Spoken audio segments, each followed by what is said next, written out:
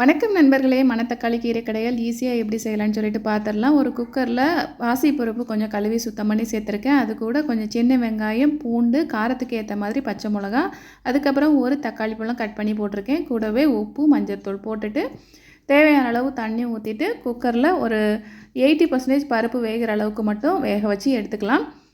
நல்லா வெந்துட்டதுக்கப்புறம் அதை ஓப்பன் பண்ணிவிட்டு கழுவி சுத்தம் பண்ணி வச்சுருக்கிற கீரையை நல்லா பொடி பொடியாக கட் பண்ணி வச்சுருக்கிறேன். அதையும் இது கூட சேர்த்துட்டு கீரை சேர்த்ததுக்கப்புறம் ஒரு 5 நிமிஷம் மீடியம் ஃப்ளேமில் வச்சு குக் பண்ணோன்னா கீரை நல்லா வெந்துடும். அதுக்கப்புறம் அதுக்கு ஒரு தாளிப்பு கொடுத்துடலாம்.